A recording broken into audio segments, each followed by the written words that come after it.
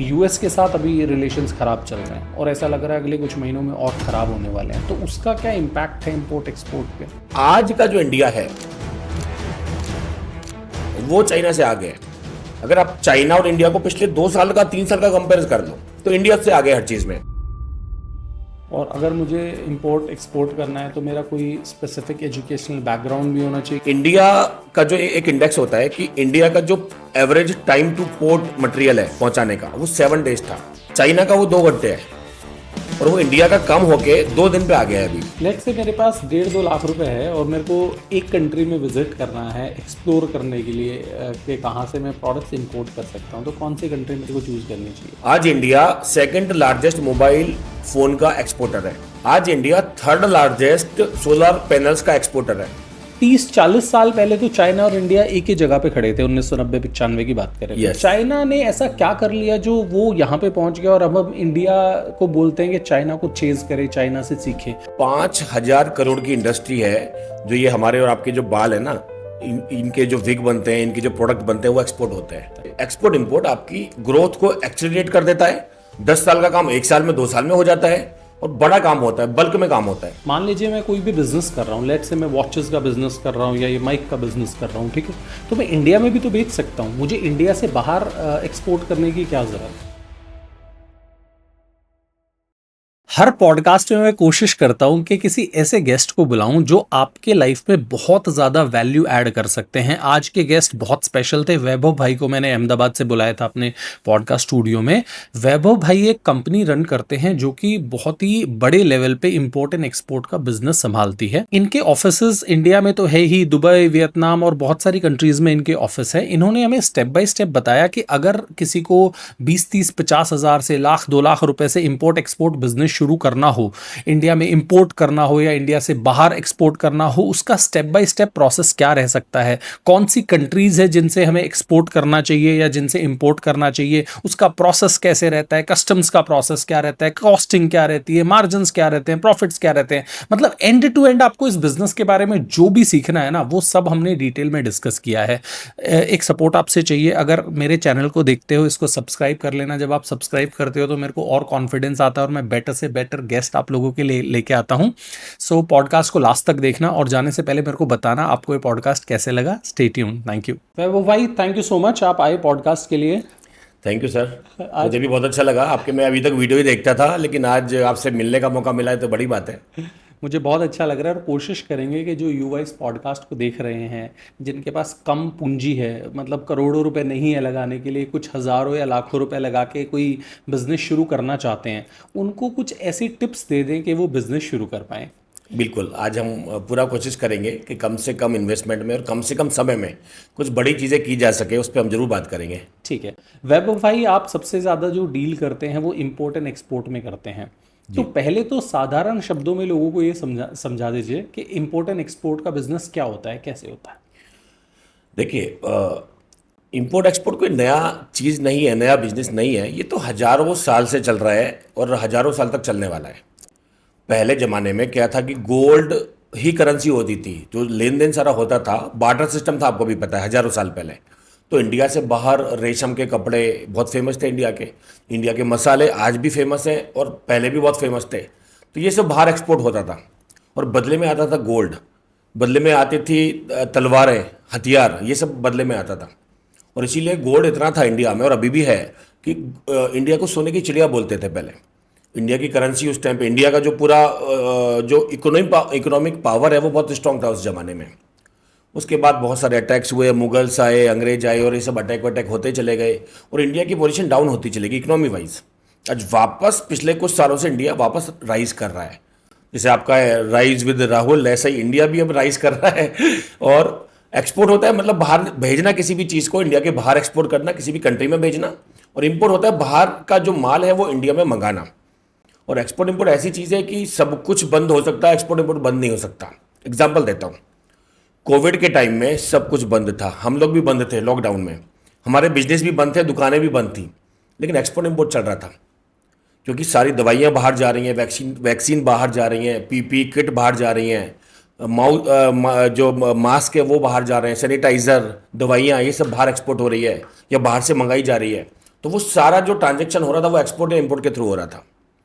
तो export import कभी ना रुकने वाला धंधा है, कभी ना स्टॉप होने वाली चीज़ है। इसलिए ये हमेशा चलता रहता है, 24 घंटे चलता है, 12 महीने चलता है और चलता रहेगा। अच्छा वैभव भाई, एक चीज़ बताइए, मान लीजिए मैं कोई भी बिजनेस कर रहा हूँ, लेट्स से मैं वॉचेस का बिजनेस कर रहा हूँ या ये माइक का बिजनेस कर रहा हूँ, ठीक है, तो मैं इंडिया में भी तो बेच सकता हूँ, मुझे इंडिया से बाहर एक्सपोर्ट करने की क्या ज़रूरत है?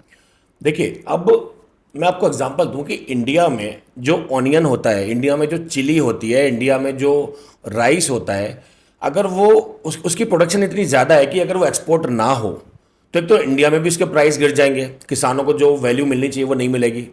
अब चावल यहाँ पे बहुत सस्ता हो गया, अगर आज आज 50 रुपये किलो बिक रहा है, वो कल को 10 रुपये किलो बिकने लगे तो किसानों का कितना नुकसान होगा। लेकिन वो वैल्यू कहाँ से मिलती है? वैल्यू ड्राइव होती है एक्सपोर्ट से। जितना ज़्यादा चीज़ें एक्सपोर्ट होंगी उतनी उसकी वैल्यू बढ़ेगी। तो गवर्नमेंट ये कंट्रोल रखती है कि जो जो चीज़ों जो सही प्राइस किसान को मिलना चाहिए वो प्राइस तभी मिल सकता है जब चीज़ों की यहाँ पे उतनी लिमिटेड डिमांड हो कि वो लोगों को एक अच्छे प्राइस पे प्रोवाइड कर सके और किसान को एक अच्छा पैसा मिल सके, और जो उपभोक्ता है, जो कंज्यूमर है, उसको भी सही प्राइस पे मिल सकते हैं। इसलिए ना तो शॉर्टेज होनी चाहिए किसी भी चीज़ की यहाँ पे, और ना कोई बहुत ज़्यादा अधिकता होनी चाहिए। तो ये बैलेंस करने के लिए एक्सपोर्ट इंपोर्ट की बहुत ज़रूरत है।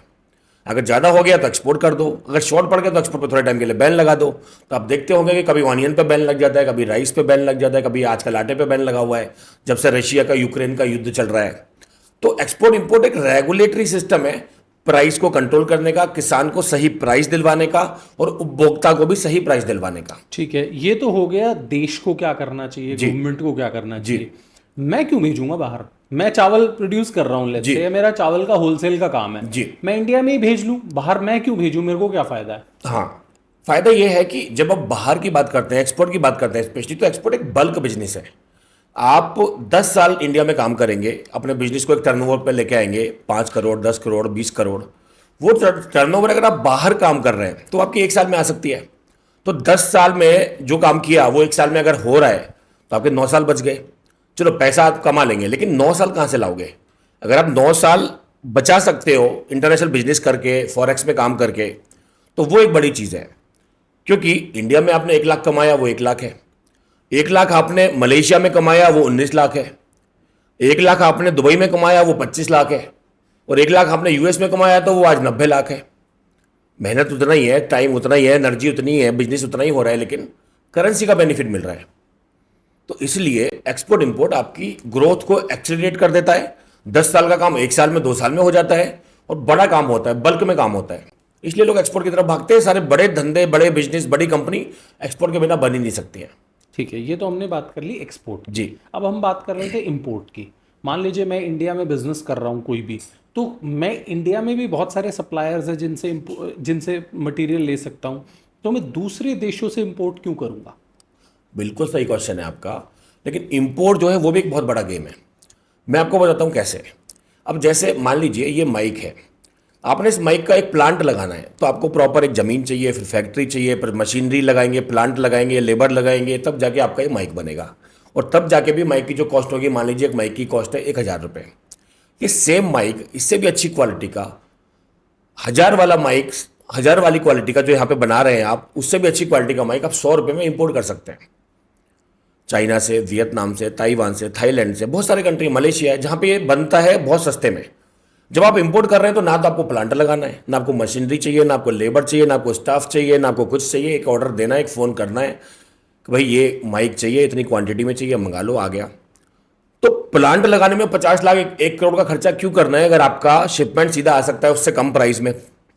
और कल को माइक आपको चेंज करना है, उसकी उसकी स्पेसिफिकेशन चेंज करनी है, उसका डिज़ाइन चेंज करना है, तो एक फ़ोन ही करना है सप्लायर को कि भाई मुझे ये नहीं चाहिए, ये वाला चाहिए। प्लांट में तो आपको सारा तामझाम चेंज करना पड़ेगा, मशीनरी चेंज होगी, डाइस चेंज होगी, कलर चेंज होगा, सब कुछ चेंज होगा, लेबर भी चेंज करनी पड़ेगी। तो इंपोर्ट बहुत बड़ा गेम है। इंपोर्ट ऐसा है कि आपने बिना पैसे के प्लांट लगा लिया। तो अब मैं समझ गया। जी मतलब ऑब्वियसली मुझे पहले पता था लेकिन जो ऑडियंस है उसमें कई सारे लोग ऐसे रहते हैं जिनको ना बेसिक से समझाना ज़रूरी रहता है ताकि हम बेस बिल्ड कर लें। बिल्कुल। तो अब मुझे मोटा मोटा क्या समझ में आ गया, जब मैं पॉडकास्ट करता हूँ तो मैं कोशिश करता हूँ कि मैं ऐसे बिहेव करूँ जैसे मुझे कुछ नहीं आता, तभी हो सकता है ना, तभी हम जानकारी दे सकते हैं लोगों को। ताकि जो गेस्ट हैं वो बेसिक से शुरू करके जानकारी दे पाए। और देखो, एक तो ये होता है वैभव भाई कि हम पॉडकास्ट कर रहे हैं ना, हम लोगों को इम्प्रेस करने के लिए बातें करें, एक ये होता है कि हम वो बातें करें जो लोग अपनी लाइफ में इम्प्लीमेंट कर यस, सकते हैं, उसको बिल्कुल यूज कर सकते हैं। बिल्कुल। और 4 साल बाद मेरे को मिले कहीं पे, 5 साल बाद एयरपोर्ट पे मिले, रेलवे स्टेशन पे मिले, तो मेरे को बोले, आपको बोले वैभव भाई आपका वो पॉडकास्ट देखा था 4 साल पहले और उसको देख के बिजनेस शुरू करा था, आज मैं यहाँ पे पहुंच गया। बिल्कुल सो वो विजन है, इसलिए मैं थोड़ा सा ऐसे बिहेव कर रहा हूँ कि मेरे को इम्पोर्ट एक्सपोर्ट कुछ भी नहीं पता। Forgive me for that. तो अभी मेरे को ये समझ में आ गया इम्पोर्ट एक्सपोर्ट क्यों करना चाहिए। जी। अब एक चीज और है, मान लीजिए मैं दिल्ली में बैठा हूं और मैं अभी प्रिक्योर कर रहा हूं कोई भी आइटम, मान लो ये माइक में प्रिक्योर कर रहा हूं मुंबई से, उसके कंपैरिजन में मैं कल को इंपोर्ट करता हूं लेट्स से चाइना से, या मैं इंपोर्ट करता हूं मलेशिया से, कितना अलग है मुंबई से मंगवाना या दूसरी कंट्री से इंपोर्ट करना। अगर रेगुलेशंस की बात करें तो कुछ डॉक्यूमेंट एक्स्ट्रा लग जाएंगे। इंपोर्ट का आपको लाइसेंस लेना पड़ेगा, अगर कोई BIS वगैरह सर्टिफिकेशन रिक्वायर्ड है तो वो लेना पड़ेगा, तो 2-3 डॉक्यूमेंट एक्स्ट्रा लग जाएंगे। लेकिन आपको बहुत सिग्निफिकेंट सेविंग कॉस्टिंग में हो जाएगी, क्योंकि बहुत सारी चीज़ें ऐसी हैं टेक्निकली जो बाहर से इंपोर्ट होती हैं, होलसेलर लेके आते हैं, ट्रेडर लेके आते हैं, वही आपको बेचते हैं मुंबई में। तो जो चीज़ आप मुंबई से 100 रुपये की ले रहे हो वो इंपोर्ट कर रहे हैं, तो लाइकली वो आपको वहाँ पे 80 रुपये की या 70 रुपीज़ की आपको मिल जाएगी। तो 20-30% का आपका सीधा कॉस्ट सेविंग होता है। दूसरा, जब आप बल्क में काम करते हो तो आपको इंपोर्ट सस्ता पड़ता है। अगर छोटा काम कर रहे हो रिटेल में तो फिर तो मुंबई से ही मंगा लो, वो सस्ता पड़ेगा। लेकिन अगर आप बल्क में काम कर रहे हो, हर महीने आपका 1 कंटेनर, 2 कंटेनर, 3 कंटेनर का काम हो रहा है, इससे भी ज़्यादा हो रहा है, तो आपको इंपोर्ट हमेशा सस्ता पड़ता है। और इंपोर्ट में आपको वैरायटी मिलती है, मल्टीपल कंट्री से कोटेशंस मिलते हैं, यानी ऑप्शंस मिलते हैं, और आप हमेशा एक स्टेप आगे रहते हो। आपके पास मार्केट में क्या एडवांस चल रहा है, वो एडवांस नॉलेज आपको हमेशा मिलती रहेगी कि भाई ये नई चीज़ें आई हैं, आप ये इंपोर्ट करना चाहोगे, आपको सप्लायर अवेयर करेगा इसके बारे में। तो वो एक बड़ी चीज़ है जो आपको मुंबई से नहीं मिलेगी, जो आपको बाहर से जब इंपोर्ट करेंगे तभी मिलेगी। ओके, सो लेट्स से अगर मुझे ये माइक 10,000 पीसेस मंगवाने हैं, ठीक है, तो क्या प्रोसेस रहेगा मेरा? मेरे को चाइना जाना पड़ेगा या वियतनाम जाना पड़ेगा या कैसे रहेगा? बिल्कुल जाने की जरूरत नहीं है, सिस्टम बहुत स्मूथ है, इंपोर्ट का भी और एक्सपोर्ट का भी। आपने इंपोर्ट का क्वेश्चन पूछा है तो मैं सीधा सीधा बता दूं कि 10,000 माइक आपको इंपोर्ट करने हैं, तो सबसे पहले 10,000 माइक शायद इंपोर्ट का जो वाइबिलिटी नहीं बढ़ेगा, लेकिन लेटेस्ट से कि पूरा कंटेनर मंगवाना है एक, उसमें मान लो 25,000 या 40,000 माइक आते हैं फॉर एग्जाम्पल। तो एक पूरा पूरा कंटेनर की हमें पूरा कोटेशन लेना पड़ेगा, MOQ देना पड़ेगा सप्लायर को, 2-3 सप्लायर शॉर्टलिस्ट करने पड़ेंगे, उनका ट्रैक रिकॉर्ड चेक करना पड़ेगा। तो जो अच्छे पुराने सप्लायर हैं जिनका ट्रैक रिकॉर्ड प्रूवन है, उनसे हम कोटेशन लेंगे, अपना स्पेसिफिकेशन देंगे, वो हमें पहले सैंपल के फोटो वीडियो भेजेंगे, जो सैंपल हमें पसंद आएगा उसका मैं वो फिजिकल सैंपल भेजेंगे भाई कुरियर, वो हम ओके करेंगे, टेस्ट करेंगे, डन करेंगे। उसके बाद में जो हमने फाइनल किया कोटेशन, जिसका प्राइस अच्छा था और क्वालिटी अच्छी थी, उसको हम ऑर्डर प्लेस करेंगे। जो उसकी पेमेंट टर्म्स हैं वो हम पेमेंट करेंगे, सर्टिफिकेशन उसके हमें सब चाहिए होंगे, BIS वगैरह जो भी है वो सब डन है, तो हम यहाँ पे मंगा के ड्यूटी वगैरह पे करके सारा शिपमेंट हम अपने पोर्ट पे ला सकते हैं और वहाँ से छुड़ा के डॉक्यूमेंट के द्वारा सारा क्लियर करके अपने गोडाउन में ला सकते हैं। अच्छा, हाँ। तो मैं तो दिल्ली में बैठा हूँ, मैं इन सप्लायर्स को कैसे शॉर्टलिस्ट करूंगा, चाइना में जो बैठे हैं, वियतनाम में जो बैठे हैं? इसके लिए आपके पास अगर मार्केटिंग डिपार्टमेंट है तो आपकी टीम करके देगी। अगर मार्केटिंग डिपार्टमेंट नहीं है तो बहुत सारे सप्लायर सोर्सिंग को जो हेल्प करते हैं लोग, वो आपकी हेल्प कर सकते हैं, कंसल्टेंट है। अच्छा, जैसे हम लोग भी, हमारा भी संस्थान है, हम भी ऐसी कुछ चीज़ें करते हैं कि आपको कुछ इंपोर्ट करना है तो सप्लायर हम आपको देते हैं, ढूंढ के सर्च करके वेरीफाई करके, ठीक है, तो वो आप कर सकते हैं। और डॉक्यूमेंटेशन वाला जो सारा पार्ट है ना, वो भी आपको नहीं करना, ठीक है, उसके लिए कस्टम हाउस एजेंट होते हैं। तो आपका जो CHA होगा, कस्टम हाउस एजेंट, वो आपको पूरा हेल्प करेगा कि भाई क्या डॉक्यूमेंटेशन लगेंगे, शिपमेंट कब आएगा, कौन सा वेसल आ रहा है, कब लगेगा, कब वहाँ से क्लियर होगा, क्लियर होकर कैसे आपके गोडाउन तक पहुँचेगा, वो सारा हेडेक उसका है। आपने सिर्फ सप्लायर को पेमेंट करनी है और अपना CHA बुक करना है, उसका CHA और आपका CHA आपस में बात करके पूरा लाइनअप कर देगा। ठीक है। अब बात कर लेते हैं वैभव भाई कमोडिटीज़ की। जी। ठीक है, कौन कौन से कमोडिटीज़ या कौन कौन से प्रोडक्ट्स ऐसे हैं जो अगर आज मैं इंपोर्ट करना चाहूँ इंडिया में तो मैं इंपोर्ट कर सकता हूँ और मेरे को मोटा प्रॉफिट होने वाला है? इंपोर्ट में अगर मैं बात करूं तो जितने भी टेक्निकल आइटम है, देखो इंपोर्ट एक्सपोर्ट का एक सरल रूल है। इंडिया एक लेबर इंटेंसिव कंट्री है जहां पे लेबर कॉस्ट काफ़ी कम है और लेबर की जो क्वालिटी है वो काफ़ी अच्छी है, स्किल्ड लेबर है। तो इंडिया के ऐसे जितनी भी इंडस्ट्री है या ऐसे जितने भी प्रोडक्ट है जिसमें लेबर का यूज़ होता है, वो सारी कॉस्टिंग कम हो जाती है और वो कॉम्पिटिटिव हो जाता है इंटरनेशनल मार्केट में, उनका एक्सपोर्ट बढ़ जाता है। तो इंडिया से जो एक्सपोर्ट होता है मेनली उन आइटम का होता है जिसमें लेबर का ज़्यादा यूज़ होता है, हाथ का ज़्यादा यूज़ होता है। हैंडमेड आइटम, हैंडमेड टॉयज़, जितना भी फूड आइटम है, एग्रीकल्चर सेक्टर है पूरा, फ्रूट एंड वेजिटेबल सेक्टर है पूरा, कपड़ा उद्योग है सारा, ये सारी चीज़ें बाहर एक्सपोर्ट होती हैं। जेम्स एंड ज्वेलरी है, ये सारी इंडस्ट्री बाहर एक्सपोर्ट होती है भर भर के इंडिया से, क्योंकि इस सब में लेबर का यूज़ है, हैंडमेड आइटम है, सस्ता है कंपेरेटिवली। जिन चीज़ों में लेबर का उपयोग नहीं होता, जो चीज़ें मशीन से बनती हैं, टेक्निकली बनती हैं, फैक्ट्री में बनती हैं, स्केल में बनती हैं, वो चीज़ें बाहर से इंपोर्ट होती हैं।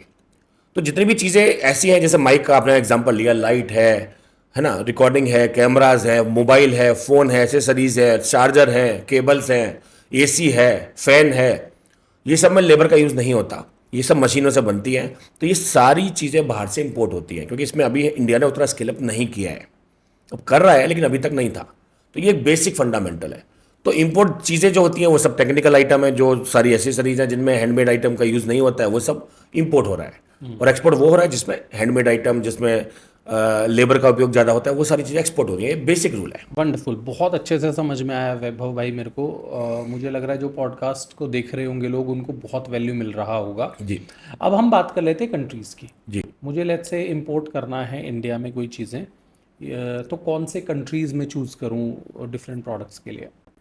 देखो, इंपोर्ट करना है तो डिसाइड करना पड़ेगा पहले तो क्या इंपोर्ट करना है।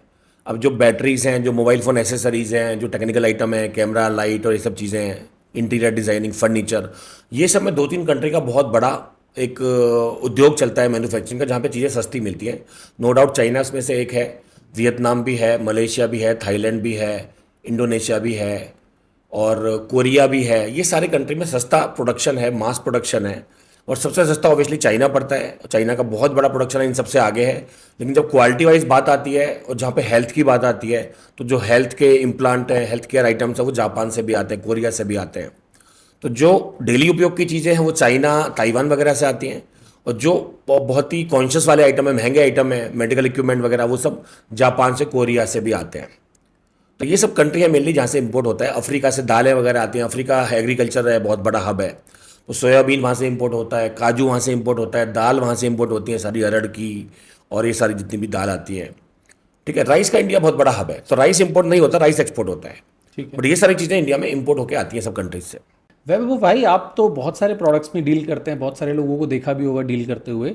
कोई ऐसे प्रोडक्ट होंगे आपको लगते होंगे यार ये तो बहुत अजीब प्रोडक्ट है, ये इंपोर्ट कर रहे हैं, एक्सपोर्ट कर रहे हैं, ऐसे कोई प्रोडक्ट्स के बारे में बताओगे? बहुत अजीबोगरीब चीज़ें भी एक्सपोर्ट और इंपोर्ट होती हैं। जैसे इंडिया से 5,000 करोड़ की इंडस्ट्री है, जो ये हमारे और आपके जो बाल है ना, इनके जो विग बनते हैं, इनके जो प्रोडक्ट बनते हैं, वो एक्सपोर्ट होते हैं। 2024 में करीब 5,000 करोड़ का धंधा हुआ है इस कैटेगरी में। तो इसका पूरा एक उद्योग चलता है। तिरुपति बालाजी जो मंदिर है, वहाँ पे डेली 35,000 लोग का वहाँ पे मुंडन होता है हर महीने, 35,000 पीपल। तो वो जो सारे बाल हैं वो इकट्ठा होते हैं, उसकी पूरी एक इंडस्ट्री चलती है, वो सब एक्सपोर्ट होता है माल सारा। और ऐसे बहुत सारे मंदिर हैं इंडिया में। तो ये एक बहुत अजीबोगरीब चीज़ है। जो गाय का जो गोबर है, उसके जो कंडे होते हैं, उपले, ठीक है, काउडंग बोलते हैं उसको, वो उसके छोटे छोटे ऐसे बिस्किट बनाए जाते हैं। और वो बिस्किट का प्रॉपर पैकिंग होता है, डब्बा बनता है उसका, और वो बाहर एक्सपोर्ट होता है।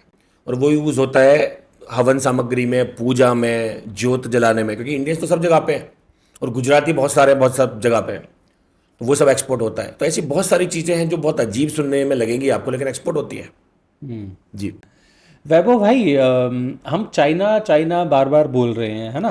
तो 30-40 साल पहले तो चाइना और इंडिया एक ही जगह पे खड़े थे, 1990-95 की बात करें तो। Yes. चाइना ने ऐसा क्या कर लिया जो वो यहाँ पे पहुंच गया, और अब हम इंडिया को बोलते हैं कि चाइना को चेज करे, चाइना से सीखे। तो क्या आपको लग रहा है कि बदलाव हुए हैं चाइना में? देखिए, इसके दो पार्ट है। पहली बात तो कि चाइना थोड़ा सा आगे है अभी हमसे, और हमारा ग्रोथ चाइना से आगे चल रहा है अभी। पहली बात तो हम नंबर 1 पे, चाइना नंबर 2 पे ग्रोथ वाइज। लेकिन चाइना अभी मैन्युफैक्चरिंग में हमसे काफ़ी आगे है आज, क्योंकि पिछले जो 30 सालों में उन्होंने काम किया है ना, वो हम नहीं कर पाए। हमें जो करना चाहिए था पिछले 30 सालों में, due to political disturbance, changes, this that, वो हम लोग नहीं कर पाए। पिछले 7-8 साल से वापस चालू हो गया है वो प्रोसेस, तो हम आगे निकल रहे हैं अभी। तो पहली बात तो ये, तो वो 30 सालों की उसकी जो मेहनत है, उसका परिणाम उनको अभी दिख रहा है। अब आज का जो इंडिया है वो चाइना से आगे है। अगर आप चाइना और इंडिया को पिछले 2 साल का, 3 साल का कंपेयर कर लो, तो इंडिया से आगे हर चीज़ में। आज India second largest mobile phone का एक्सपोर्टर है। आज India third largest solar panels का एक्सपोर्टर है। आज India fourth largest car and automobile का और उसके स्पेयर पार्ट का एक्सपोर्टर है पूरे वर्ल्ड में। इंडिया की जो ब्रह्मोस मिसाइल है वो 40 कंट्री में एक्सपोर्ट होने की तैयारी हो रही है।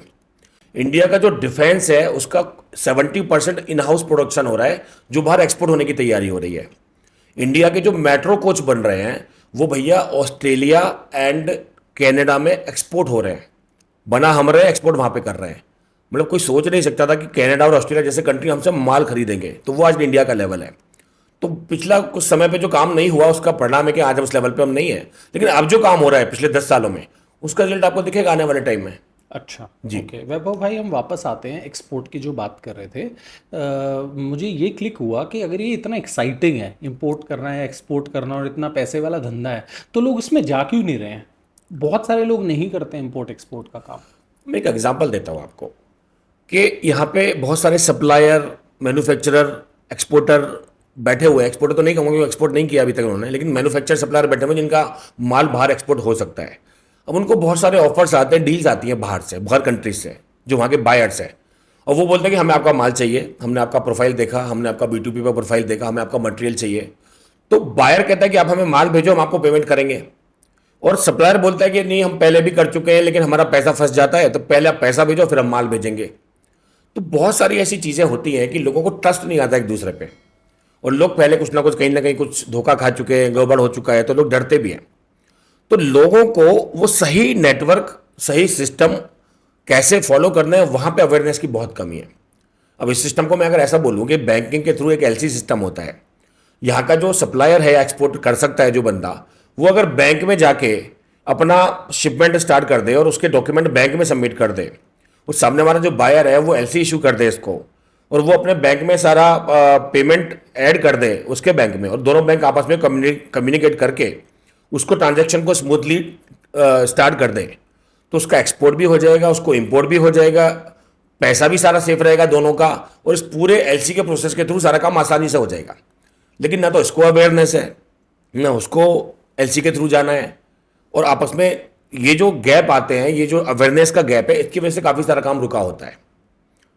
तो यहाँ पे लोग अटकते हैं। फिर बहुत सारी और भी अवेयरनेस नहीं है, लोगों को नहीं पता कि लाइसेंस निकलना आसान है, लोगों को लगता है बहुत सारा डॉक्यूमेंटेशन है, फंस जाएंगे, सरकारी सिस्टम है। लेकिन आजकल बहुत स्मूथ है, आसान है, ईजी है।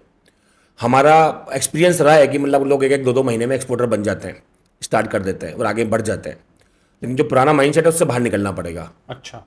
तो अभी क्योंकि हम एक्सपोर्ट की बात कर रहे हैं, इंपोर्ट की बात कर रहे हैं, तो एक जो इम्पोर्टेंट पार्टनर है इंडिया का वो यूएस है। यूएस से काफ़ी सारी चीज़ें इंडिया में, एप्पल्स भी आते हैं, फार्मिंग के बहुत सारी चीज़ें इंडिया में आती है। इंडिया से बहुत सारी चीज़ें यूएस भेजी जाती है, एक्सपोर्ट की जाती है। तो यूएस के साथ अभी रिलेशंस ख़राब चल रहे हैं और ऐसा लग रहा है अगले कुछ महीनों में और ख़राब होने वाले हैं। तो उसका क्या इम्पैक्ट है इंपोर्ट एक्सपोर्ट पे? देखिए, पहली बात तो ये कि रिलेशन खराब चल रहे हैं वो ठीक है, लेकिन हर दौर में कोई ना कोई कंट्री से रिलेशन अच्छे और ख़राब चलते रहते हैं। ये एक रूटीन है। आज US है, इससे पहले मिडिल ईस्ट था, इससे पहले चाइना था, ठीक है। तो कोई ना कोई कंट्री से कुछ ना कुछ चलता। बांग्लादेश से भी संबंध खराब हुए थे एक ज़माने में, नेपाल से भी हुए थे, है ना, आज का श्रीलंका से भी हुए थे, श्रीलंका से भी अच्छा काम चल रहा है। तो कोई ना कोई जमाने में, कोई ना कोई दौर में, कोई ना कोई कंट्री प्लस माइनस होता रहता है, कभी कुछ अच्छा कुछ खराब, ये सब ये तो चलता रहेगा। ये वर्ल्ड है, वर्ल्ड ऑर्डर ऐसे ही है। पहली बात। दूसरी बात, US एक कंट्री है, हमारे पास 200 कंट्री हैं। तो आज इंडिया के संबंध UK से काफ़ी अच्छे हैं, मालदीव से काफ़ी अच्छे हैं, पूरा जो लैटिन अमेरिका है उससे काफ़ी अच्छे हैं, साउथ ईस्ट एशिया से काफ़ी अच्छे रिलेशन है, मलेशिया, इंडोनेशिया, सिंगापुर। तो ये सारी, और पूरा मिडिल ईस्ट से काफ़ी अच्छे संबंध हैं। तो इंडिया का संबंध पूरे वर्ल्ड से अच्छा है, तो 1-2 कंट्री से नहीं है, पाकिस्तान से नहीं है या US से नहीं भी है, तो कोई फर्क नहीं पड़ता। US को हम बाईपास कर सकते हैं इजीली, करने वाले आने वाले टाइम में, तो वो कोई बहुत बड़ा डिफिकल्टी नहीं है अपने लिए। और वैसे भी US जो एक्सपोर्ट हो रहा है, मेनली जो सेक्टर्स में हो रहा है और जिन लोगों का हो रहा है, वो कुछ ही सेलेक्टिव बहुत बड़ी बड़ी कंपनीज है जिनका हो रहा है। तो कुछ इंपैक्ट आएगा भी तो उनके ऊपर आएगा, वो अपने डाइवर्सिफाई कर लेंगे दूसरे कंट्री में। But as a mass public को, जो छोटे एक्सपोर्टर्स हैं, छोटे बिजनेसमैन हैं, उनको मैं कोई बहुत बड़ा इंपैक्ट आएगा वो मैं नहीं देखता हूँ। ओके। जी। इंडिया को आप अगले कुछ साल में कहाँ देखते हो, स्पेशली ग्रोथ पर्सपेक्टिव से अगर देखें, इकोनॉमिक पर्सपेक्टिव से देखें? इंडिया आज सबसे बड़ा ग्रोथ ले रहा है आज के टाइम में भी, चाइना से भी ज़्यादा ग्रोथ इंडिया का है। और जिस तरह के जो डेवलपमेंट चल रहे हैं, मैं एग्जांपल देता हूँ आपको। आज से करीब 7-8 साल पहले इंडिया का जो एक इंडेक्स होता है कि इंडिया का जो average time two port material है पहुंचाने का, वो 7 days था। चाइना का वो 2 घंटे है। और वो इंडिया का कम होके 2 दिन पे आ गया है। अभी 2 दिन भी ज़्यादा है, कम होना चाहिए और, लेकिन पहले 7 डेज था कि यानी एवरेज टाइम पोर्ट पे माल पहुंचाने का 7 दिन लगते थे पहले, अभी 2 दिन में पहुंच जाता है। चाइना का जो ये आंकड़ा है ये 2 घंटे का है कि उसके इतना अच्छा उसका नेटवर्क है, रोड का, ट्रांसपोर्ट का, पोर्ट्स का। तो इंडिया इतनी तेजी से डेवलप हो रहा है, तो धीरे धीरे इंडिया उन पैरामीटर्स को पास ऑन करता जा रहा है जो ग्रोथ के लिए जरूरी है। तो इंडिया का तो फ्यूचर ब्राइट है। सवाल ये है कि हम क्या कर सकते हैं कि हमारा भी फ्यूचर इंडिया के साथ साथ ब्राइट हो। तो उसके लिए हमें मतलब काम करना चाहिए। ओके, जो आप 2 दिन का टाइम बता रहे हो और चाइना का 2 घंटे का टाइम है, ये कौन सा टाइम बता रहे हो? ये एक इंडेक्स होता है ये नापने का कि इंफ्रास्ट्रक्चर कैसा है और हमारा पोर्ट का नेटवर्क कैसा है। तो चाइना में जो ये इंडेक्स है ये 2 घंटे का टाइम लगता है वहाँ पे किसी भी चीज़ को पोर्ट तक पहुँचाने में। हमारे यहाँ पे पहले 7 दिन लगता था किसी ज़माने में, अभी वो 2 दिन पे आ गया है कम होके, और ये आगे चल के और कम होने वाला है। जितने वो 4-6 घंटे पे आ गया तो मतलब समझ लो हम एक्सपोर्ट में बहुत आगे बढ़ जाएंगे। अच्छा, मतलब पहले हम एक्सपोर्ट में 20-25वें नंबर पे थे आज से 5-7 साल पहले, अभी चौथे 5वें नंबर पे आ गए। इंडिया टॉप 3 में जिस दिन एक्सपोर्ट में आ जाएगा, इंडिया डेवलप्ड कंट्री अपना आप बन जाएगा। 2047 की भी जरूरत नहीं है, उससे पहले ही बन जाएगा। वैभव भाई, ये तो समझ में आ गया कि इंपोर्ट एंड एक्सपोर्ट फायदे का सौदा है। अब हम ये सीखेंगे कि इसको किया कैसे जा सकता है, ठीक है? और मैं ये मान लेता हूँ कि मेरे पास लेट से 40-50 हज़ार रुपये हैं, लाख रुपए हैं, और मैं इंपोर्ट एक्सपोर्ट का बिजनेस करना चाहता हूँ। तो पहले तो आप ये बताइए कि इंपोर्ट करना शुरू करूँ या एक्सपोर्ट करना शुरू करूँ, और कैसे शुरू करूँ मैं? देखिए, इसमें 2-3 चीज़ें हैं। पहले तो हम समझते हैं कि एक्सपोर्ट होता किस तरीके से है। तो एक्सपोर्ट करने के 5 तरीके हैं आज के टाइम की, अगर मैं बात करूं लेटेस्ट। पहला एक्सपोर्ट होता है बाई सी, जो समुद्र के रास्ते माल जाता है, पूरा कंटेनर जाता है।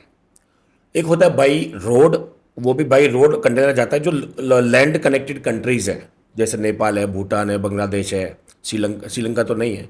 तो ये सब कंट्री में बाई रोड माल जाता है। उसके बाद तीसरा मोड आता है, वो है ई कॉमर्स के थ्रू। तो ई कॉमर्स के थ्रू भी आपने अमेजोन, फ्लिपकार्ट पे कोई माल दे दिया, वो उसने पहुंचा दिया, वो एक्सपोर्ट हो गया। वो छोटे जो व्यापारी हैं, बिजनेसमैन हैं, हाउस वाइफ हैं, स्टूडेंट हैं, उनके लिए एक अच्छी चीज़ है। एक होता है बाई एयर ऑल्सो।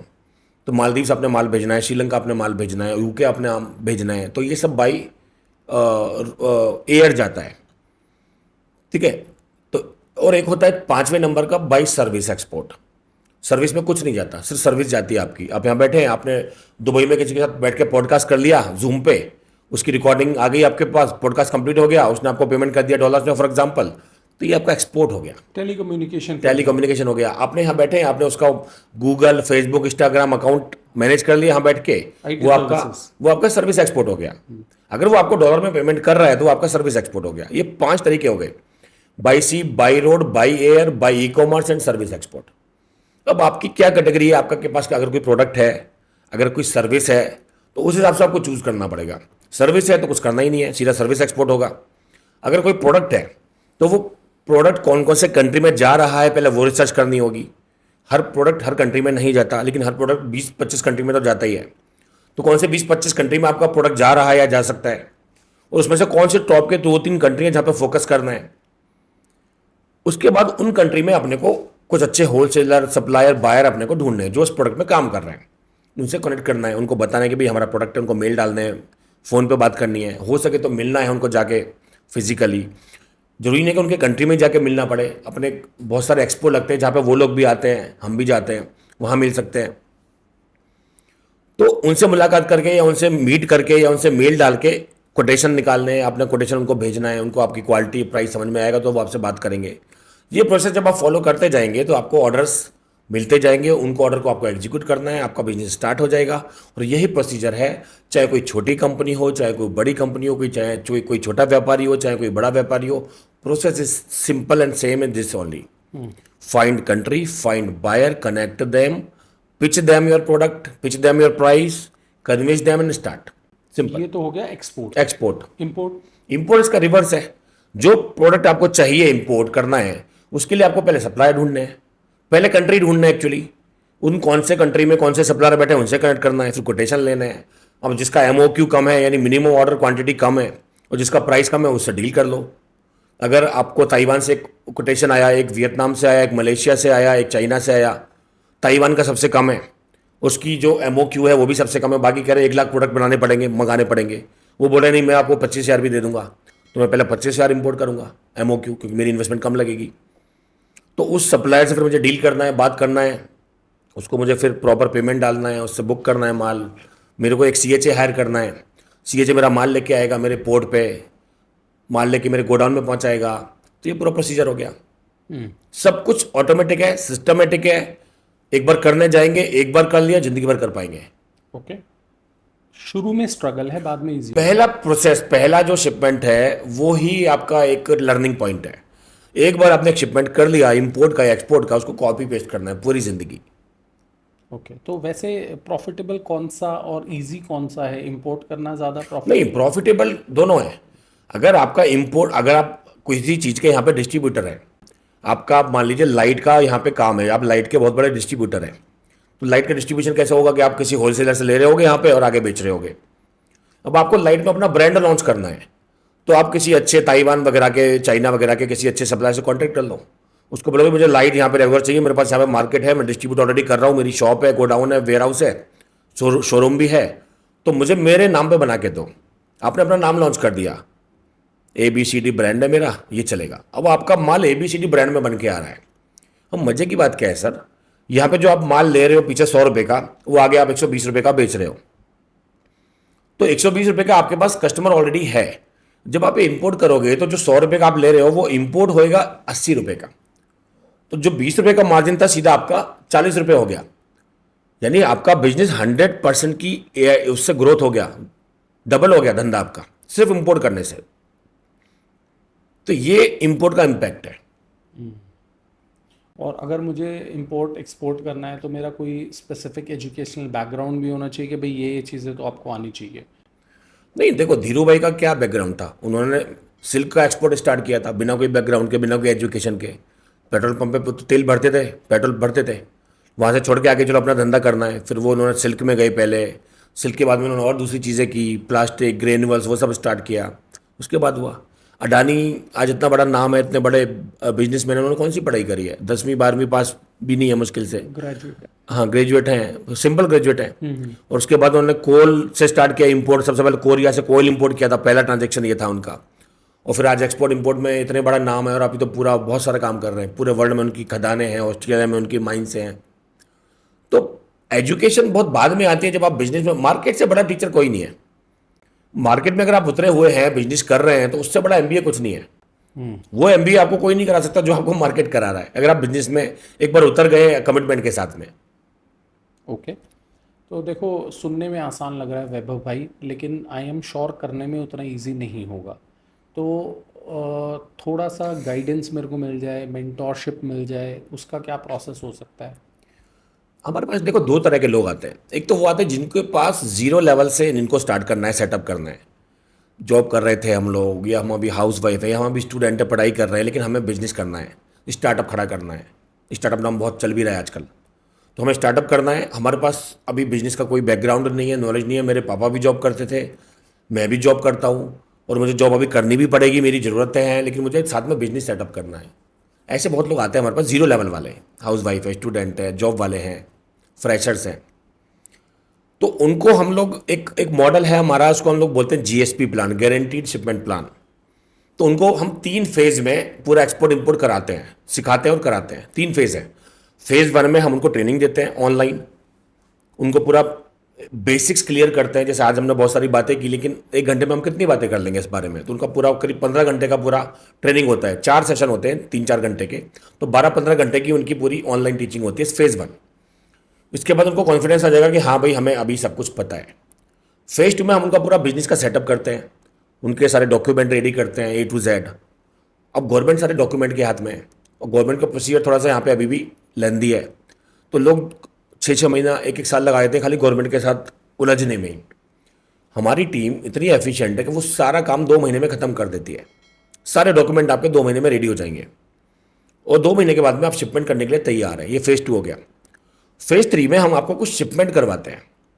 आप तो जीरो लेवल पे हो, आपने तो जॉब करी है, आप तो, आपका तो बैकग्राउंड है नहीं बिजनेस का, तो हमें पता है कि कौन कौन से प्रोडक्ट हैं, कौन कौन से कंट्री में हो सकते हैं। तो हम आपको पूरी लिस्ट देते हैं, ऑप्शंस देते हैं, और आपको बोलते हैं कि भाई इनमें से क्या करना है आप बताओ। और आपके बजट के हिसाब से, आपके रिस्क के हिसाब से आप कितना बजट ले सकते हो।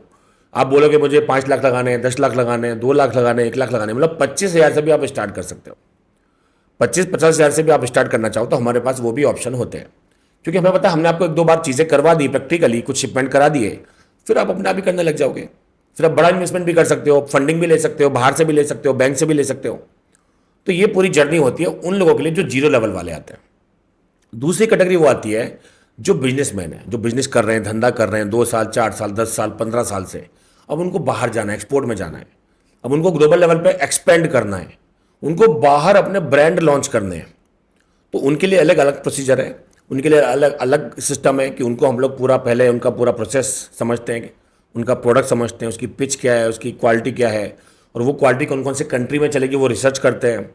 उन कंट्री में बायर्स का डेटा निकालते हैं, उनसे फिर उनको कनेक्ट करवाते हैं, उनसे बात करवाते हैं, उनको डेटा देते हैं कि भाई ये सब वेरीफाइड लोग हैं, इनसे बात करो। बात वैसी करनी है जैसे आप डोमेस्टिक कर रहे हो, यहाँ पे जैसे आप फ़ोन लगाते हो अपने बायर्स को, वैसी उनसे बात करानी है। पूरा गाइड करते हैं कैसे बात करनी है, मेल कैसे डालना है, वो सब। जब शिपमेंट की उनकी कुछ प्लानिंग होती है, उनसे कुछ ऑर्डर्स मिलते हैं, तो पूरा शिपमेंट हम करवाते हैं पूरा, क्योंकि हमारी खुद की CHA की टीम है पूरी।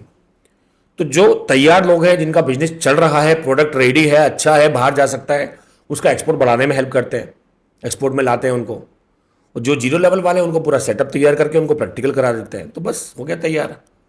जो जीरो वाले हैं वो अपना स्टार्ट कर देंगे, जो जो डोमेस्टिक कर रहे हैं वो इंटरनेशनल में चले जाएंगे, हमारा काम हो गया। तो आपके पास टीम है, आप कहाँ, मतलब आपका ऑफिस कहाँ पे बेस्ड है? हमारा हेड ऑफिस अहमदाबाद में है। अहमदाबाद में हमारे एक्चुअली 2 ऑफिस हैं। एक ऑफिस है हमारा पूरा ऑपरेशंस एंड ट्रेड सपोर्ट का, जो पूरा उनका सारा डॉक्यूमेंटेशन, क्लासेस जो होती हैं ऑनलाइन क्लासेस, वो मैनेज करना, फिर उनके सारे डॉक्यूमेंट बनाना, फिर उनके शिपमेंट करवाना, डील्स करवाना, बायर्स का डेटा निकाल के देना उनको, वो सारा काम करती है वो टीम। और एक ऑफिस है हमारा जहाँ पे पूरा मैनेजमेंट बैठता है, जहाँ पे उनका सारा मार्केटिंग होता है, सेल्स होता है, वो सब होता है। तो 2 ऑफिस, हेड ऑफिस वहाँ पे है। एक मुंबई में हमारा ऑफिस है जहाँ पे हमारा इंपोर्ट का काम चलता है। तो हमारा साउथ अफ्रीका से, इजिप्ट से, टर्की से, ईरान से इंपोर्ट होता है एप्पल का। एप्पल, कीवी, वियतनाम से हमारा ड्रैगन फ्रूट आता है, तो वो सब होता है। और ये एक्सपोर्ट इंपोर्ट कराने के लिए हमें कुछ कंट्री में हमने अपनी कंपनी भी बनाई हुई है। जैसे वियतनाम के हो ची मिन में हमारी GFE की कंपनी है, इसका नाम है GFE वियतनाम कंपनी लिमिटेड। जैसे मलेशिया की कुआलालंपुर में हमारी कंपनी है जिसका नाम है GFE मलेशिया SDN BSD। जैसे UAE के दुबई में हमारी कंपनी है जिसका नाम है GFE world wide trading LLC। तो ये जो हमारी सारी कंपनीज हैं, ये बाहर जितना भी ट्रेड होता है क्लाइंट्स का, या हमारा खुद का भी ट्रेड होता है बहुत सारा, उसको हैंडल करती है, उसको मैनेज करती है। और सारा एक्सपोर्ट इम्पोर्ट का कंट्रोल हम अपने हाथ में रखते हैं, जिससे कि कोई रिस्क ना आए, कोई पेमेंट की कोई इशू ना आए। और हम क्लाइंट को जो काम करवाते हैं उसकी पेमेंट की, सेफ्टी, सिक्योरिटी की गारंटी हम लेके चलते हैं। उसका पूरा एग्रीमेंट बनता है, वो एग्रीमेंट बना के ट्रेड कॉन्ट्रैक्ट साइन करके फिर उनको करवाते हैं। तो उनका पीस ऑफ माइंड है, रात को नींद अच्छी आएगी, उनका कोई एक पैसा भी लेके भाग नहीं सकता है इधर से उधर, वो सब जिम्मेदारी हमारी होती है। ये पूरा सिस्टम हमने बना रखा है। ओके। आपको क्या लग रहा है, जो लोग इंपोर्ट एक्सपोर्ट करते हैं उसमें बहुत सारे लोग फेल भी होते होंगे, उनके क्या मेजर रीजंस होते हैं जिसकी वजह से लोग फेल होते हैं? सबसे बड़ा रीज़न अगर फेल का है तो वो ये होता है कि वो प्रॉपर नॉलेज के बिना काम करते हैं, पूरी जानकारी लिए बिना। कोई ऑर्डर आ गया, माल तैयार करके कहीं से भी दे दिया, चेक नहीं किया कि वो बायर कौन है, किसको भेज रहे हैं, टर्म्स क्या है। कई बार बायर फंसा देते हैं लालच में, थोड़ा सा एडवांस डाल दिया, 20-30% एडवांस आ गया पेमेंट अकाउंट में। अब आपका 10 लाख का कंटेनर है और कोई आपको 2 लाख रुपए डाल रहा है, तो 8 लाख का रिस्क तो अभी भी है ना आपका। बट लोग सोचते हैं यार जो 2 लाख रुपये दे रहा है एडवांस में, वो 8 लाख रुपये भी दे ही देगा। तो ये गलतियाँ, कॉमन मिस्टेक होती हैं ये। फिर माल भेज दिया वहाँ पे, फिर वो पैसा नहीं आया, फिर आप कुछ कर नहीं सकते हो बाहर, तो ये गलतियाँ होती हैं। फिर डॉक्यूमेंट कई बार प्रॉपर नहीं होते, माल भेज दिया, माल पोर्ट पे अटका हुआ है, क्यों? क्योंकि डॉक्यूमेंट प्रॉपर नहीं है। मुझे कॉल आया एक बार हमारे क्लाइंट का, उसने इंपोर्ट किया था ऑलिव ऑयल टर्की से।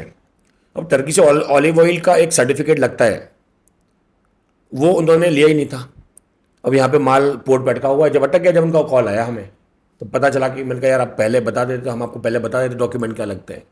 फिर हमने उनकी बात कराई हमारे CHA से, उसने बताया कि अभी आजकल ये डॉक्यूमेंट मांग रहे हैं, पहले तो मांगते नहीं थे, अभी फसाई मांग रहे हैं, ये मांग रहे हैं, वो सब उन्होंने बताया, वो उनको करवाया, तब उनका माल छूटा वहाँ से। तो ऐसा होता है, डॉक्यूमेंट के बिना या पूरी जानकारी के बिना कुछ भी करने जाएंगे वहाँ पे रिस्क आएगा। वहीं पर लोग अटकते हैं, वहीं पर लोग फेल होते हैं। सो डॉक्यूमेंटेशन बहुत इंपॉर्टेंट है। डॉक्यूमेंटेशन और जानकारी बहुत इंपॉर्टेंट है। प्रॉपर ट्रेनिंग और नॉलेज के बिना किसी भी चीज़ में जाना बहुत रिस्की काम है। अच्छा, इन कंट्रीज़ में जहाँ से आप इंपोर्ट या एक्सपोर्ट कर रहे हैं, उनको विजिट करना कितना इंपॉर्टेंट है और कितना फ्रीक्वेंटली फिर विजिट करना पड़ेगा? एक बार काम आपका स्टार्ट हो जाए, आपका कोई अच्छा सप्लायर अगर आप इंपोर्ट कर रहे हो, या आपका कोई अच्छा बायर अगर आप एक्सपोर्ट कर रहे हो, आपसे अगर मिल जाता है और आपको उसका अच्छा लगता है काम, आपसे एक दो ट्रांजेक्शन हो जाती है, तो मेरा रिकमेंडेशन रहता है कि उससे जाकर मिल लो एक बार, क्योंकि वो जो इन्वेस्टमेंट है, वो जो खर्चा है ना, वो आपका इन्वेस्टमेंट है। आपका उससे बिजनेस सालों साल चलने वाला है। एक्सपोर्ट इंपोर्ट में एक मज़ेदार चीज़ मैं आपको बताऊं कि अगर आपका एक कंट्री में एक बायर सेट हो गया जिसको आप माल भेज रहे हो, तो वो आपका एक धंधे के बराबर एक बिजनेस है वो आपका। ऐसे ही एक बायर दूसरे कंट्री में सेट हो गया, वो आपका दूसरा बिजनेस है। इतना ज़्यादा काम होता है, इतने ज़्यादा बड़े बिजनेस हो सकते हैं एक कंट्री से, एक बायर से भी, कि आप पूरे यहाँ बैठ के डोमेस्टिक में पूरे साल में नहीं कर पाओगे। इसलिए बहुत ज़रूरी है हर बायर को बहुत सीरियसली लेना, उससे अच्छे रिलेशन बनाना, उसको लॉन्ग टर्म तक लेके चलना। क्योंकि बहुत लोग अप्रोच करते हैं बायर्स को, रिलेशन बनाने की कोशिश करते हैं, आप उसमें आगे रहो। इंडिया में कोई ऐसे ब्रांड्स हैं जो आपको लग रहा है कि इसी मॉडल को फॉलो करते हुए बहुत बड़े हुए हैं? जितने भी बड़े ब्रांड हैं आज, आप जितने भी घरानों का नाम लोगे, वो एक्सपोर्ट के बिना आगे बढ़ ही नहीं सकते थे। रिलायंस आगे बढ़ा है, अडानी आगे बढ़ा है, रुइयाज आगे बढ़े हैं, बिरलाज आगे बढ़े हैं, टाटाज आगे बढ़े हैं, जितने बड़े घराने हैं। और मैं नहीं कहता कि इतने बड़े घरानों को ही बनने के लिए हमें एक्सपोर्ट करना है। हमने इनका 0.0001% भी कुछ कर लिया, वो भी बहुत बड़ा काम हो जाएगा। क्योंकि तो हज़ारों करोड़ की कंपनीज बन चुके हैं, हमें तो 50 करोड़ का काम करना है खाली। बट डोमेस्टिक में हमें 50 करोड़ करने में बहुत टाइम लग जाएगा। इंटरनेशनल में हो सकता है इजीली, एक साल में, 2 साल में आप अपनी 10-20 करोड़ की कंपनी आराम से बना सकते हो। ओके। आप अपना कितना टाइम जो है वो अपने स्टाफ पे लगाते हैं, उनको सिखाने में, उनको समझाने में? आपका टाइम ज़्यादा किस चीज़ में जाता है पर्सनली? मेरे अगर आप बात करो तो मेरा बहुत टाइम ज़्यादा ट्रैवलिंग में है, क्योंकि मैं बहुत सारी ट्रैवलिंग मेरी दुबई में होती है, मलेशिया में होती है, वियतनाम में होती है, सिंगापुर में होती है, इंडोनेशिया, मालदीव्स, जहाँ पे हमारा जो सप्लायर्स का नेटवर्क है, बायर का नेटवर्क है, जिनकी रिक्वायरमेंट होती है, जो बायर्स होते हैं, उनको हमें रेगुलरली मिलना पड़ता है, क्योंकि हमारे खुद के शिपमेंट काफ़ी सारे जाते हैं। फिर हमारे जो क्लाइंट्स हैं, उनके जो माल होते हैं, उनके लिए भी हमें मीटिंग करनी होती है। उनके ब्याह पे हम कई बार मीटिंग करते हैं, तो उनका टाइम बच जाए, उनका पैसा बच जाए। अब मैं दुबई में गया हूँ मान लो किसी मीटिंग के लिए, जो मेरी खुद की मीटिंग है, तो मैं जाके अपने क्लाइंट्स के ब्याह पे भी 2-4 मीटिंग कर लूँगा, तो मेरा तो कुछ गया नहीं, उसका टाइम बच गया, उसका पैसा बच गया, उसका काम हो गया। तो मेरा काफ़ी सारा टाइम ट्रैवलिंग में जाता है। फिर मैं बहुत सारा काम अपनी टीम के ऊपर करता हूँ। हमारी जो ट्रेड टीम है, हमारी जो ऑपरेशंस की टीम है, उनके ऊपर काम करना पड़ता है कि भाई क्लाइंट की क्या क्वेरीज आ रही हैं, उनको क्या डिफ़िकल्टीज आ रही हैं, उनको कैसे सॉल्यूशन देना है, उनको क्या सॉल्यूशन हम दे सकते हैं, उनका काम आसान हो जाए, उनका बिजनेस जल्दी से फास्ट ग्रो हो जाए। डोमेस्टिक में क्या हम उनकी हेल्प कर सकते हैं, इंटरनेशनल में क्या हेल्प कर सकते हैं, उनको ट्रैवलिंग में क्या डिफिकल्टी आ रही है, ट्रैवलिंग हम उनके वीज़ा कैसे निकाल सकते हैं इजीली, उनका खर्चा कैसे कम कर सकते हैं ट्रैवलिंग का। तो बहुत सारी चीज़ों में हम अपनी टीम को काम करवाते हैं, उनको क्लाइंट की मुसीबतों को, प्रॉब्लम्स को सॉल्व करते हैं। तो ये एक रेगुलर हमारा चलता रहता है। ठीक है। आपने बताया कि अगर किसी को इंपोर्ट एक्सपोर्ट का बिजनेस करना हो तो आपसे जुड़ के कर सकते हैं। आपसे ही क्यों, किसी और से क्यों नहीं? सही क्वेश्चन है। मैं इसको ऐसे लेता हूँ कि शायद हम we are the only company, only organization in pan India जो लोगों को प्रैक्टिकली एक्सपोर्ट इंपोर्ट या ई कॉमर्स सिखा रहे हैं और करवा भी रहे हैं। क्योंकि बहुत सारे ट्रेनर्स हैं एक्सपोर्ट इंपोर्ट के, बहुत सारे इंस्टीट्यूट हैं एक्सपोर्ट इंपोर्ट के जो एक्सपोर्ट इंपोर्ट पढ़ाते हैं, लेकिन पढ़ाई से एक्सपोर्ट इंपोर्ट होता नहीं है। जब तक हम एक ट्रिप अपने एक्सपोर्टर्स को लेके जाते हैं मुंबई, महीने में एक बार वो ट्रिप होती है, इसको हम बोलते हैं exposure trade visit, exporter trade visit. लोग मुंबई में जाते हैं, मुंबई में जो सबसे बड़ी मार्केट है वहाँ पे वाशी मार्केट, जहाँ से एक्सपोर्ट होता है, उस मार्केट में उनको ले आकर दिखाते हैं कि देखो इंपोर्ट कैसे हो रहा है और एक्सपोर्ट कैसे हो रहा है। हमारा वहाँ पे ऑफिस भी है और वहाँ पे हम पूरा एक हॉल बुक करते हैं काफ़ी बड़ा, वहाँ पे 50-100 लोग आते हैं हर महीने, उनको पूरा प्रेजेंटेशन भी होता है और लाइव मार्केट भी दिखाते हैं। वहाँ पे लोडिंग अनलोडिंग कैसे हो रही है, टर्की से कौन सा माल आया हुआ है वो दिखाते हैं, दुबई में कौन सा माल जा रहा है, बहरीन में कौन सी लोडिंग हो रही है, वो सब दिखाते हैं। तो जब प्रैक्टिकली ग्राउंड लेवल पे चीज़ों को दिखाया जाता है, उससे लोगों को अलग ही इम्पैक्ट पड़ता है। फिर हम उनको एक साल में एक बार दुबई लेके जाते हैं गल्फ फूड में, अभी जनवरी में भी जाने वाले हैं, जो लोग आ सकते हैं जिनका बजट अलाउ करता है। उसके बाद में उनका पूरा गेम चेंज हो जाता है, उनका माइंड पूरा चेंज, माइंड सेट ही पूरा चेंज। जब देखते हैं कि तरह 150 कंट्री के लोग आए हुए हैं, 1 लाख का फुटफॉल है, डेली के 25-30 हज़ार लोग आ रहे हैं एक्सपो में, तो उनका दिमाग खुल जाता है एकदम कि यार ये है क्या। फिर वो आदमी कुछ ना कुछ बड़ा ही करता है लाइफ में। तो हमारा सिस्टम ही अलग है, पूरा काम करने का तरीका ही अलग है हमारा। उस एक्सपो में क्या होता है, थोड़ा डिटेल में बताना। उसमें 150 कंट्री के लोग आते हैं, एग्जीबिटर्स आते हैं, और उसमें food, agriculture, food vegetable, rice, grains, यानी फूड आइटम के जितने भी रिलेटेड हैं, उसकी जो मशीनरी है, पिज़्ज़ा है, पिज़्ज़ा बनाने की मशीनरी, पिज़्ज़ा पिज़्ज़ा का जो मटेरियल है उसको स्टोर करने की चीज़ें हैं। तो पूरा फूड टेक वो होता है पूरा, और पूरे वर्ल्ड से उसमें लोग आते हैं। करीब 1 लाख तो फुटफॉल होता है, और करीब 150 कंट्री के स्टॉल लगते हैं, इंडिया के भी स्टॉल लगते हैं वहाँ पे। तो वो जिसने एक बार विजिट कर लिया उसको बड़ा अच्छा एक्सपोजर मिलता है, और बहुत सारे आइडियाज़ मिलते हैं बेसिकली। वहाँ से आके आप बहुत सारे आइडियाज़ पे काम कर सकते हो, अपना खुद के इंपोर्ट कर सकते हो बहुत सारे आइटम। वहाँ पे आपको लाइव बायर्स मिल जाएंगे, लाइव सप्लायर्स मिल जाएंगे। आपको चाइना से कुछ इंपोर्ट करना है, चाइना जाने की जरूरत ही नहीं है। गल्फ फूड चले जाओ, वहीं पर आपको चाइना के सारे लोग बैठे हुए मिल जाएंगे। आपको टर्की से कुछ इंपोर्ट करना है, टर्की का पूरा स्टॉल मिल जाएगा, वहाँ से इंपोर्ट कर लो, उनसे सारे कॉन्टैक्ट नंबर लेके आ जाओ। तो एक जगह पे आप चले गए तो आपने बहुत सारे स्टॉल विजिट कर लिए, ये फ़ायदा है। तो इससे हम लोगों को उतना तैयार कर देते हैं कि वो कुछ फिर लाइफ में बड़ा ही करेगा, गारंटी है इस बात की। ओके, लेट से मेरे पास 1.5-2 लाख रुपए है और मेरे को एक कंट्री में विजिट करना है एक्सप्लोर करने के लिए कि कहाँ से मैं प्रोडक्ट्स इंपोर्ट कर सकता हूँ, तो कौन सी कंट्री मेरे को चूज़ करनी चाहिए?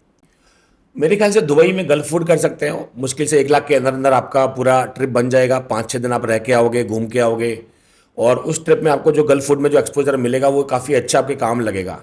और दुबई में जाओगे तो वहाँ के होलसेल मार्केट भी विजिट कर लेते हो।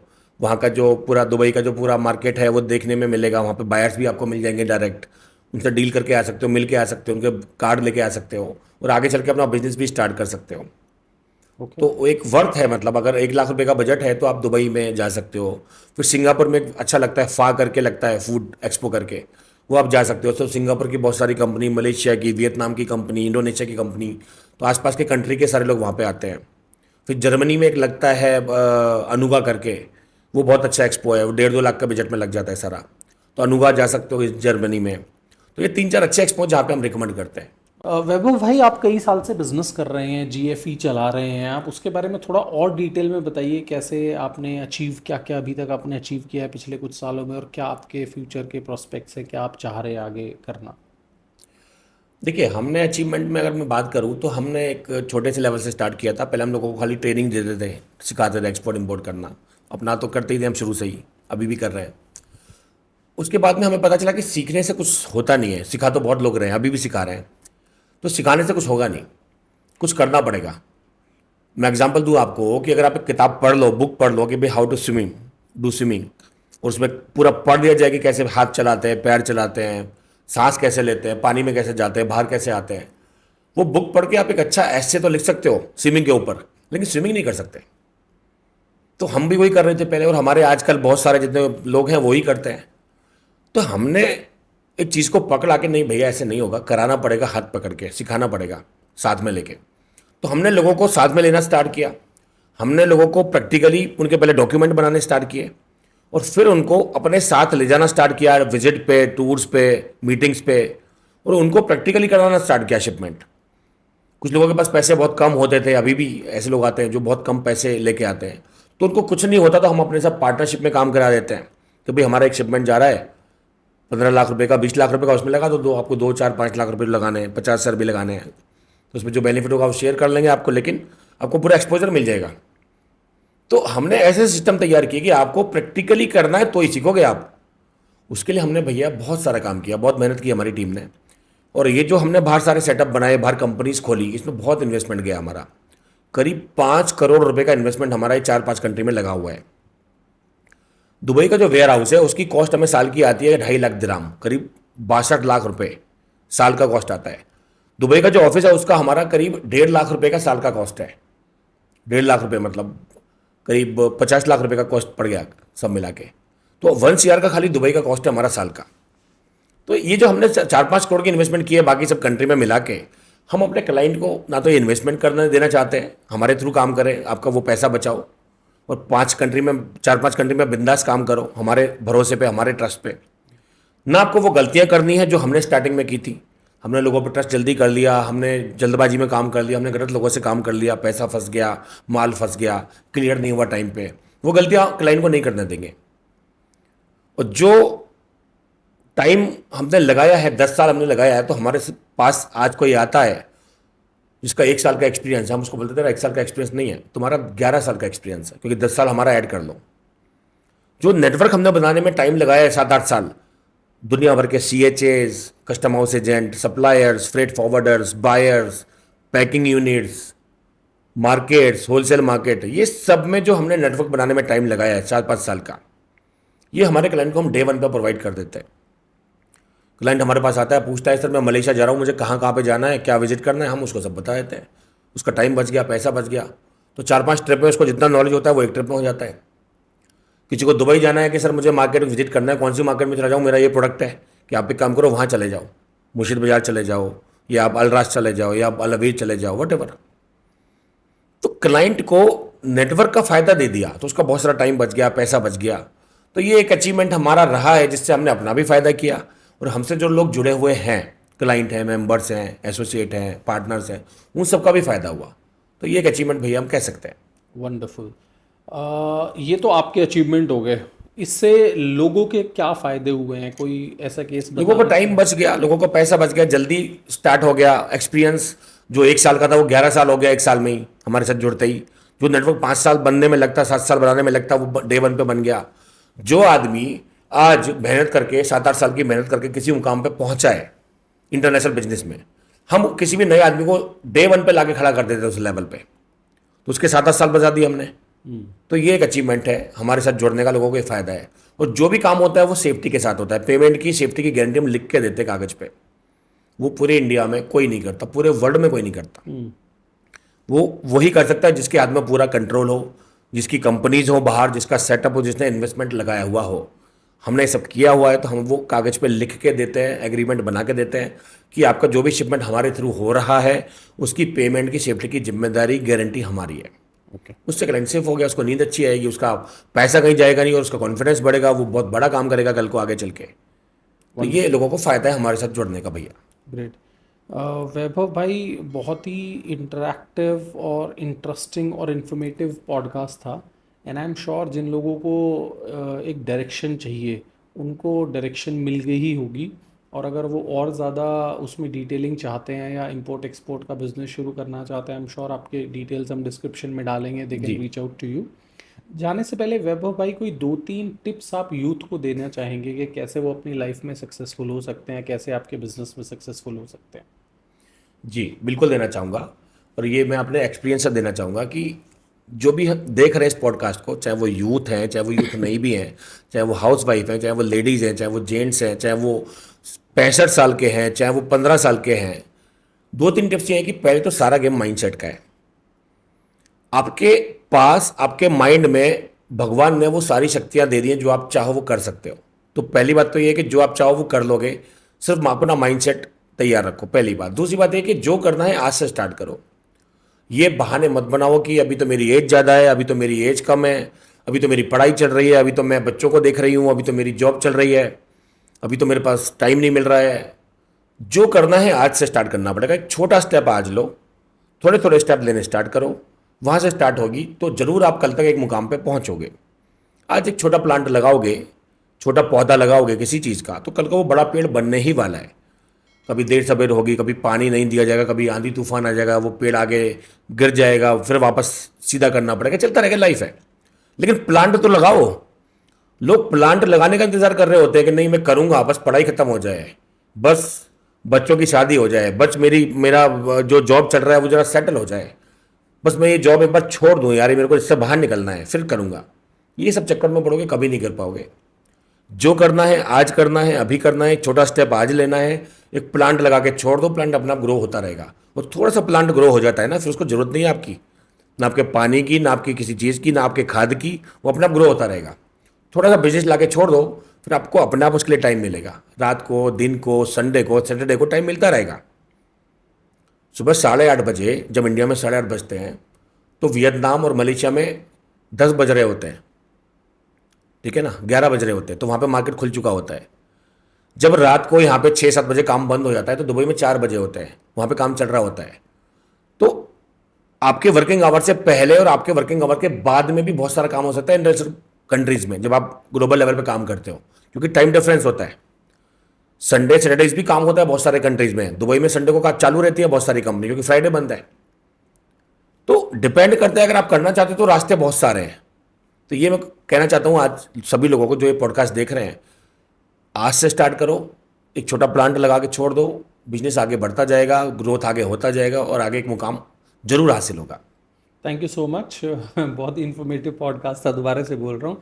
And thank you so much for the audience जिन्होंने अभी तक ये पॉडकास्ट देखा। जाने से पहले ना भाई मेरे को बता के जाना एक दो तीन लर्निंग जो आपको मिली हो इस पॉडकास्ट में, और जो आप अपनी लाइफ में इम्प्लीमेंट करना चाहते हो, और अभी तक अगर इस चैनल को सब्सक्राइब नहीं किया है तो आपका ज़्यादा लॉस है उसमें, मेरा भी लॉस है डेफिनेटली, आपके लिए इतने अच्छे अच्छे पॉडकास्ट लेके आता हूँ।